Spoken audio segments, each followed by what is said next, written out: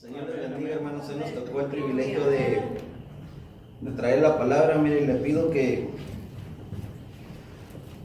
extienda su mano hacia acá y ore por mí, porque que sea Dios orando y hablando a través de esta prédica para lo que necesitamos.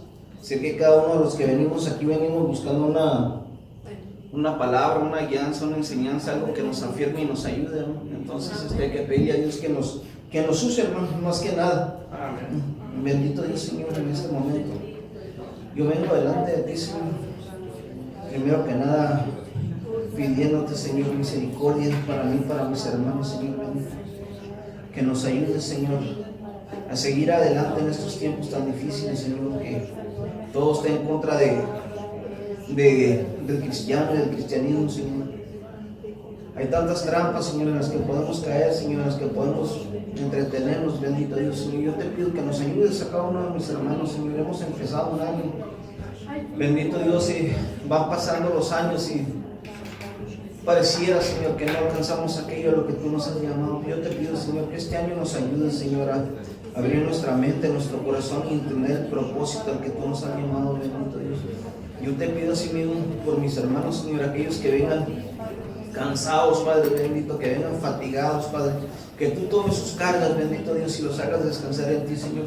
Tu palabra dice que en ti encontramos la paz, Señor, que sobrepasa todo entendimiento, Señor. Necesitamos de eso en nuestras vidas, Señor. Necesitamos de tu palabra que nos guíe, que nos fortalezca, Padre bendito. Yo te pido por ellos, Señor, los que vienen enfermos, Señor bendito, que vengas tú sanando, Padre bendito, en el nombre de Cristo Jesús, Señor. Yo te pido por el que viene adolorido, Señor, porque trae su alma lastimada, Padre bendito, vengas tú sanando esas almas, Padre. No te pido, Padre bendito, en el nombre poderoso de Cristo Jesús, Señor, que tus maravillas, Señor, se hagan visibles en este año en la vida de mis hermanos, Señor. Toma sus cargas, Padre bendito, ayúdalos y ayúdame, Señor. Padre bendito, ministranos en el nombre de Cristo Jesús, Señor. Amén y amén. Hermanos, así como están ahí, abran sus Biblias en Mateo 16. Mateo 16, vamos a leer del 13. Amén. De 13 a 15. Y vamos a estar predicando bajo el tema ¿quién es Jesús para ti? ¿Quién es Jesús para ti? Amén. Mateo 16, 13, 15 dice: viniendo Jesús a la región de Filipo, preguntó a sus discípulos diciendo: ¿quién dicen los hombres que es el Hijo del Hombre? Ellos contestaron: unos dicen que eres Juan el Bautista, otro que eres Elías, otro que eres Jeremías o alguno de los profetas. Versículo 15 dice: él les dijo: ¿y ustedes quién dicen que soy yo? También pueden tomar asiento, hermano. Y quise traer esta palabra, mi hermano, porque no tiene mucho, me llegó a mi mente, ¿sabe? Estuve pasando por unos tiempos de sequedad en mi vida, digamos, de desespero. Y como les dije hace rato, había momentos que decía: yo me voy a trabajar, algo está pasando, yo no veo que pase nada, que cambie nada. Y estando en esto en mi mente, me vino esta palabra: ¿quién es Jesús para ti? ¿Qué es Jesús para ti? ¿Qué significa en tu vida? Sabe que esta pregunta, mi hermano, es muy importante que nos la respondamos. ¿Qué es lo que significa Jesucristo para nuestras vidas? Porque esto, al momento que usted entienda esto, mi hermano, se va a dar cuenta de lo que tiene que cambiar o de lo que es. Nos ayudará mucho a alcanzar metas, mi hermano, a no fatigarnos tanto, a no desesperarnos cuando no vemos que las cosas pasan como nosotros queramos que pasen. Entonces esta pregunta, el Señor les dice: ¿qué dicen? ¿Quién dicen? ¿Ustedes quién dicen que yo soy? Esta pregunta se ha hecho muchas veces. A veces todo el mundo lo hace, mi hermano. Aún en las religiones, mi hermano, que pensamos que no saben nada de Jesús, tienen un conocimiento de Él, o la mayoría de la gente tiene un conocimiento de Jesucristo. El 24 de diciembre del 2010, mi hermano, la cadena Noticias BBC hizo un reportaje decía algo así más o menos, dice: cuando los cristianos celebran el nacimiento de Jesucristo, BBC Mundo le preguntó a los seguidores del hinduismo, del budismo, judaísmo y del islam cómo perciben o quiénes piensan ellos que es Jesucristo o qué piensan de Jesucristo. En el hinduismo, dijo, Jesús es una figura muy respetada. Le dijo BBC Mundo al vocero en España de la Sociedad Internacional de la Conciencia de Krishna, que es lo que ellos creen. Según el sacerdote de la tradición Vaishnava, dice: en las escrituras sagradas del hinduismo, que data de hace 3000 años aproximadamente, se anuncia el nacimiento de Jesús con el nombre de Isha. Esta escritura predice que va a llegar un enviado de Dios al que ellos le llaman Avatar, que en el idioma sánscrito significa aquel que desciende. Es decir, que desciende del mundo espiritual al mundo material con el mensaje de amor y paz. Según el sacerdote, muchas enseñanzas del cristianismo tienen influencia de la tradición hindú: amar al prójimo, servirle al semejante, actuar sin violencia. José Luis Mesa, un profesor de teología de la Universidad de Colombia, explica que hay una corriente de pensamiento que encuentra similitudes entre Jesús y Ishvara, uno de los muchos nombres de uno de los dioses del hinduismo. Pero los hinduistas parten del principio que es demasiado ingenuo o demasiado bobo pensar que Dios se ha revelado una sola vez y a través de un solo personaje y a un solo pueblo. Por eso para ellos es que Dios se está revelando en distintas formas y continuamente. El hindú practicante, ya sea de origen asiático o occidental, siempre va a tener respeto hacia la figura de Jesús como un maestro o un ser iluminado. Para los budistas, para muchos budistas, Jesús fue un ser iluminado y un gran maestro. Yo siento a Jesús, dice, más cerca por su humanidad. No lo veo como un Dios. Su mensaje de amor me acerca a Él. Pero si lo veo como un Dios, su figura se me hace tan lejana que jamás lo podré imitar. Le dijo a BBC José Castelao, que es un reverendo Tuan Sunim del Templo Zen de la Ciudad de México. Las enseñanzas del budismo, cuyo fundador fue Siddhartha Gautama, que es el Buda, se difundieron en India 500 años antes del nacimiento de Jesús. Cuando a Buda le preguntaban sobre Dios o sobre dioses, guardaba silencio. Dice que no estaba en el hombre la capacidad de entender la existencia o no de un Dios. Lo que el budismo busca es reducir nuestro sufrimiento por un lado y cómo desarrollar sabiduría por otro, explicó Castelao. En el budismo existen personas como Jesús, que en el proceso de despertar o de ser iluminados han logrado cultivar tremendas capacidades mentales, una gran sabiduría y profundos sentimientos de amor y compasión hacia el prójimo. A estos individuos se les conoce como Budas o Bodhisattvas, es decir, despiertos, seres despiertos, héroes o guerreros espirituales, explicó a BBC Tony Karam, director de la Casa del Tíbet de México. De acuerdo con el especialista en estudios budistas, el Dalai Lama, líder espiritual del budismo tibetano, asegura que contemplar a Jesús de Nazaret bajo la óptica de estos modelos humanos nos ayudará a entender su naturaleza, que es un ser iluminado. Ellos creen que cualquier humano logra alcanzar el tamaño de Jesucristo nomás con proponerse. Sí, entonces en el Islam, ¿cómo ven los del Islam a Jesús? Nosotros pensamos que en el Islam odian a Jesucristo, pero en el Islam Jesús se llama Isa en árabe y es considerado como Abraham, como Moisés, como Mahoma, uno de los más grandes profetas de la humanidad.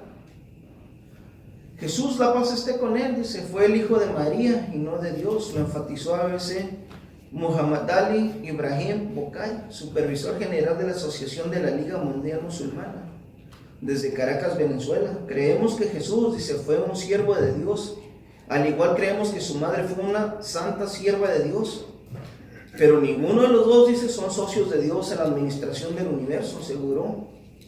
En el Islam, Jesús no es visto como un intercesor ante Dios. Fue un ser humano a quien, de acuerdo a esta religión, ni se le reza ni se le pide nada. Jesús es mencionado abundantemente en diferentes capítulos del Corán, que es el libro que es sagrado que ellos leen, escrito 600 años después de Cristo. le dijo a BBC Hassan Cabrera, miembro de la Junta Islámica de España. Existen varios títulos para nombrar a Jesús: Espíritu de la Santidad o el Ungido, explicó Cabrera.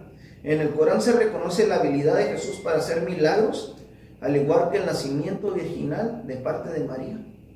Mire qué tremendo, pero no lo reconocen como Dios, lo reconocen como un profeta más, como un gran maestro, un gran ser, pero nunca como Dios.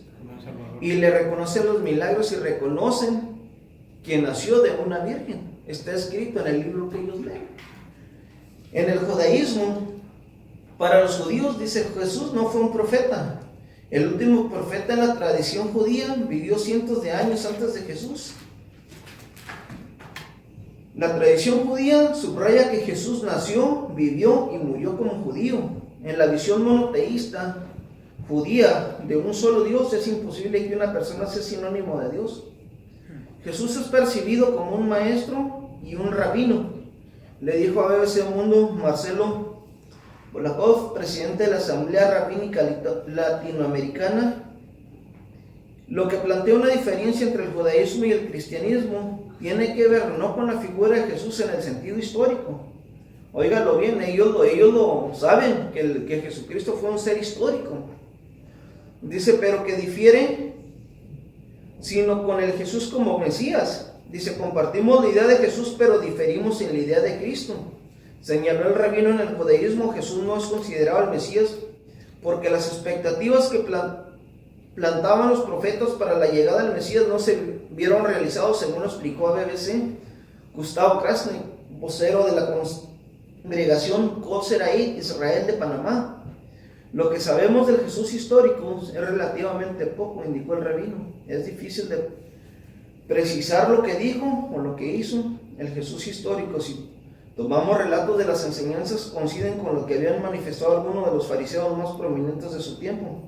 Y no es considerado profeta, pues según la tradición, el último profeta fue Malaquías. Y algunas otras de las opiniones de quién es Jesús son estas, mi hermano. Usted le pregunta al ateo, ¿quién es Jesús o quién es Jesús?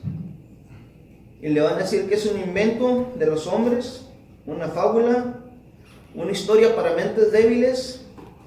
El filósofo Karl Marx decía, religión, el suspiro de la criatura oprimida, el corazón de un mundo sin corazón, el alma de un mundo sin alma, el opio de los pueblos.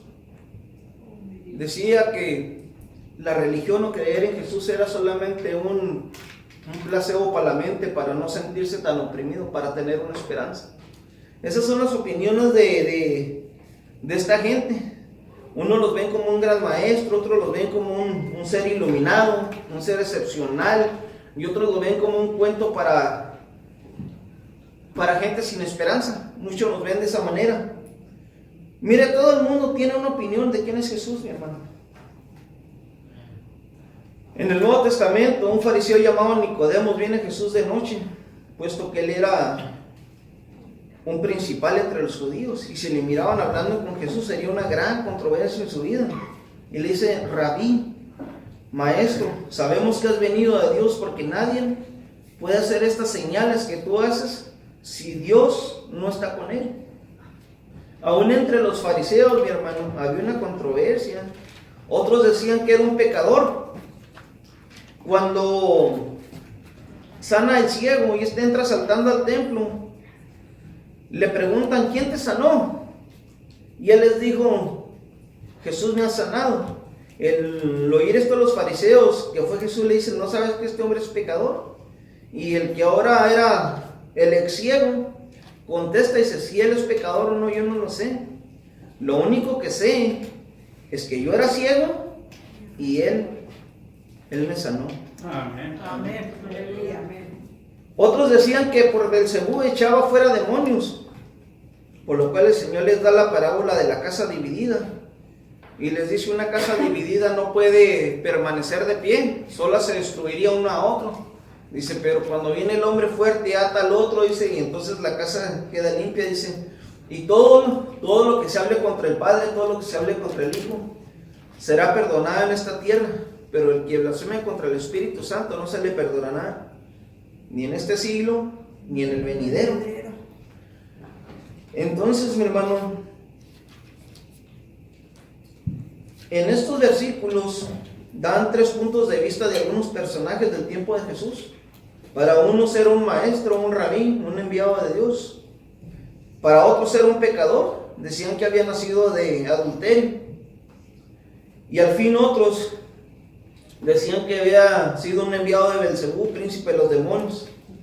Y al igual, mi hermano, que en aquellos días, hoy se tiene una gran variedad de opiniones y sigue siendo una figura bien polarizante en nuestro mundo actual. Al igual que en aquellos tiempos, al igual que el tiempo de los fariseos, de los saduceos, de los escribas, para unos Jesucristo en este tiempo es una persona buena onda, un gran maestro, con unas enseñanzas impresionantes, como ama a tu prójimo, como a ti mismo, con altos valores morales. Mire, que enseñar que lo que quieres que hagan contigo, tú hazlo con otros, en fin, un muy buen tipo. Pero de eso a que sea Dios, no lo aceptan, mi hermano. ¿Cómo un humano va a ser Dios? Se preguntan. Aún dentro de lo que es el llamado pueblo de Dios o de los creyentes hay un número de opiniones diferentes acerca de quién es Cristo. Y la desgracia de esto, mi hermano, es que por esas opiniones se vuelven doctrinas y enseñanzas y se toman como verdades bíblicas. Ahí es donde está el problema. ¿Cuáles opiniones? Se preguntará usted, mi hermano, y las estamos mirando en estos días.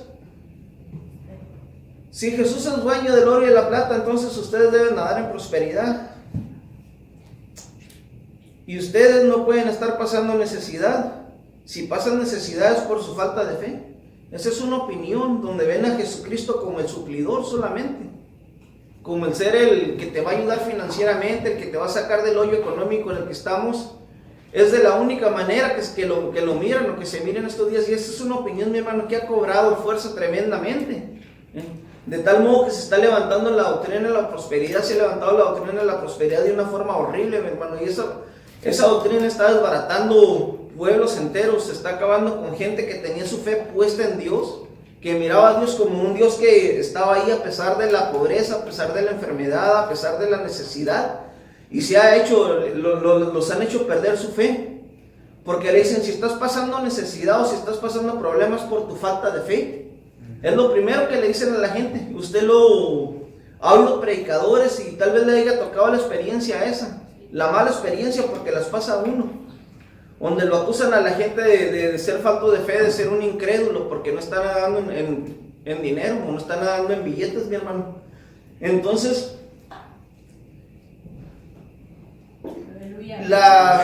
lo feo de esto, mi hermano, es que con esto se levantó la doctrina de la prosperidad. Eso sí, que para poder que usted levante su cuello y salga adelante con su economía, usted tiene que dejar todo como lo dejó la viuda, traer todo al altar, para que entonces Dios lo pueda prosperar. Dígame usted en dónde dice la Biblia en eso, mi hermano. En ningún lado. En ningún lado lo dice así, mi hermano. Y es una cosa tremenda, mi hermano. ¿Y qué hacemos pues con los versículos en donde el mismo Jesús nos decía, el Hijo del Hombre no tiene dónde recostar su cabeza?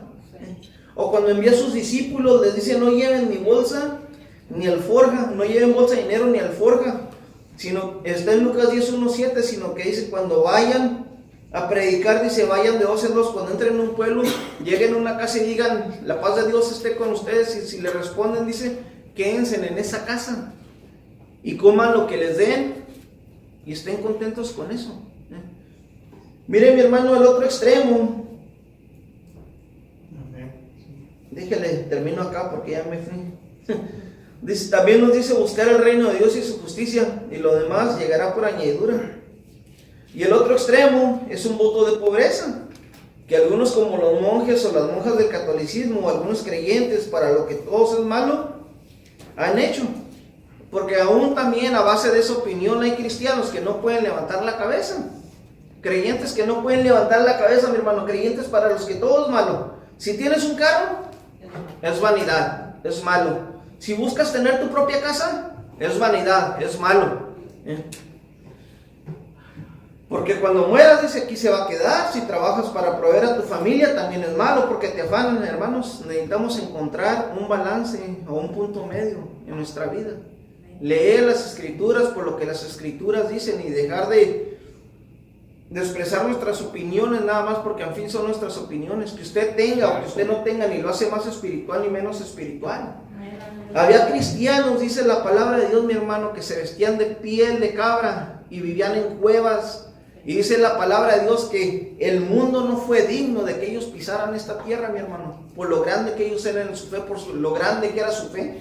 Habían hermanos que les quitaban todo por profesar su fe en Jesucristo. Hay hermanos aún que todavía les quitan todo por profesar su fe en el Señor. Les quitan sus tierras, les quitan sus propiedades, a muchos les matan su familia, pero jamás han dejado de creer en Cristo. Entonces, mi hermano, el salmista decía, no me dé riqueza, no sea que teniendo mucho me olvide de ti. Dame el pan necesario, no sea que teniendo hambre robe y deshonre tu nombre. Necesitamos tener eso, mi hermano. Otros como los fariseos pidiendo señales. Porque hay un montón de cristianos que se mueven por señales. Porque así le enseñaron. Que si usted no hace milagros o si usted no ve milagros, usted no es de Dios, usted no es de Cristo, mi hermano. Dígame, ¿en dónde dice la Biblia que todos van a hacer señales y maravillas? En ningún lado dice que ese es un don que Dios da a quien Dios quiere. Él hace los milagros cuando Él quiere, no cuando nosotros queremos, cuando nosotros pedimos. Esta es una señal de que Dios sigue siendo Dios, no de que nosotros movemos a Dios como nos lo han hecho creer, mi hermano. Cierto. Si Jesús es tu Dios, entonces usted no puede estar enfermo, porque los hijos de Dios no deben estar enfermos. Entonces, bajo esas medidas, mi hermano, Pablo era un gran débil en cuanto a su fe. Mire que tenía un aguijón en su cuerpo y Dios jamás lo sanó. Pablo traía un aguijón y dice que le pidió a Dios 3 veces que lo sanara. 3 veces y que le dijo, Dios, bástate de mi gracia, porque en la debilidad se perfecciona mi poder. Amén. Entonces, mi hermano, el problema de este corriente de pensamiento es que si estamos bien, entonces Jesús es mi Dios, y si no lo es, no lo es. Confunden a los hermanos que están enfermos físicamente, ¿no? Entonces la pregunta sería, mi hermano, ¿qué es Jesús en su vida, mi hermano?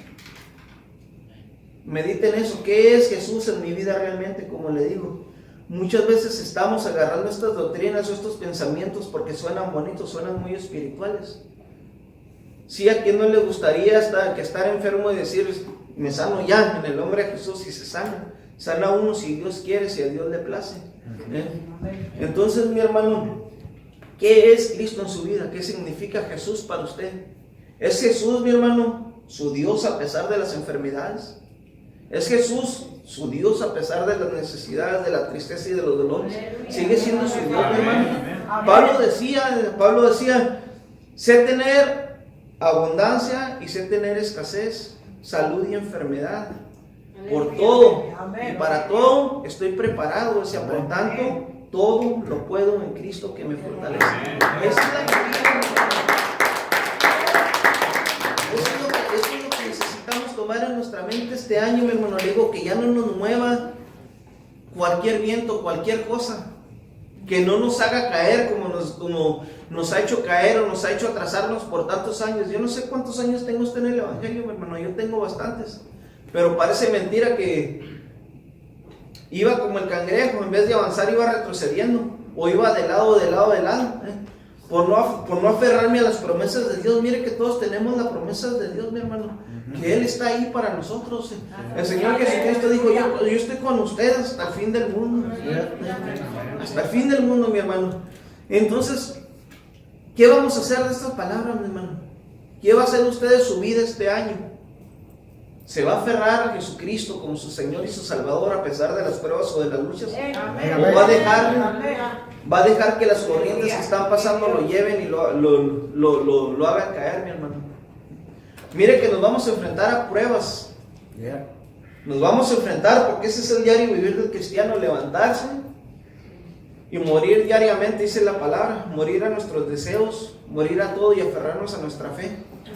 Que este año, mi hermano, usted se levante y que Dios haga con usted lo que Dios quiere hacer. Que Dios lo fortalezca aún en medio del dolor y la prueba. Que usted sepa, mi hermano, que Dios está ahí con usted. Cuando usted no mire la orilla llegar, mi hermano, sepa usted que la palabra de Dios dice que aunque pase por el fuego, no se quemará. Así es. Que aunque las aguas lo anieguen, Dios estará con usted. Que su fe, mi hermano, sea tan fuerte como la de los 3 hebreos, que les dijeron: adora la imagen o si no te quemamos. Y que dijeron: aunque nos quemaras, sepas de que tenemos un Dios que nos puede librar de ese horno. Y si muriéramos, somos de Él. Así es. Vivamos o muramos, de Cristo somos, mi hermano. Que este año Jesús se haga real en su vida de la manera que se tiene que hacer real, mi hermano. Que este año usted alcance lo que debería haber alcanzado ya hace años. Que este año, mi hermano, Jesús encarne en su vida y lo fortalezca de una manera tremenda, mi hermano. Que cuando venga la prueba y el dolor, usted soporte y diga como Pablo: aunque esté caído, no estoy vencido. Estaré doblado, pero jamás derrotado. ¿Qué es Cristo en tu vida? ¿Qué es Jesús en su vida? ¿Qué significa para usted, mi hermano? Lleve este pensamiento a su vida, mi hermano, y medite en él. Sé que le va a ser de gran ayuda y lo va a fortalecer. Y yo le voy a dejar aquí el lugar a mi hermano, porque yo no predico muy largo, ni predico muy alto tampoco. Pero quiera Dios que las pocas palabras que damos lo fortalezcan, mi hermano. Levanten sus pies.